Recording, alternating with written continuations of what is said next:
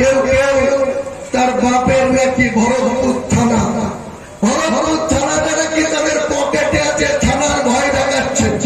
আমি সেই সমস্ত তৃণমূলের ভরতপুর ওয়ার্ডের নেতাদের বলছি যে আমাদেরকে বেশি খেলতে যাবেন না, লড়তে যাবেন না।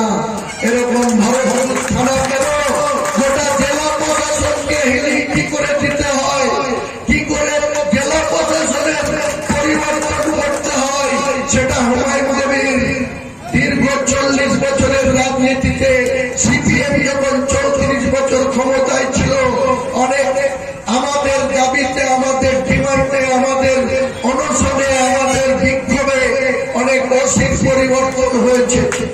আমরা যখন বিরোধীতে ছিলাম অনেক বিডিওর পরিবর্তন করেছি, অনেক ডিএম এর পরিবর্তন করেছি, অনেক এসপির পরিবর্তন করেছি।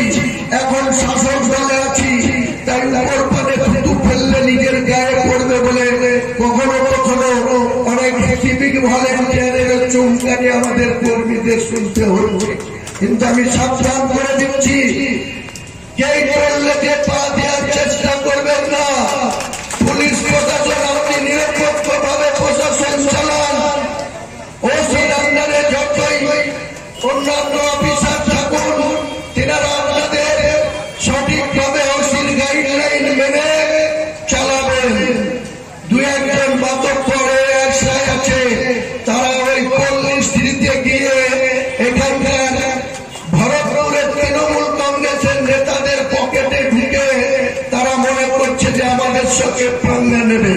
আমি পরিষ্কার বলছি, আমার যেদিন মনটা গরম হবে, এর আগে যেটা করেছিলাম ওখান থেকে গাড়ি স্টার্ট করবো, এই সিজারদের মতো, রফিক ভাইদের মতো, আলী হাসানদের মতো লোককে বলবো 1000 লোক নিয়ে থানাতে এসে বসে পড়বো।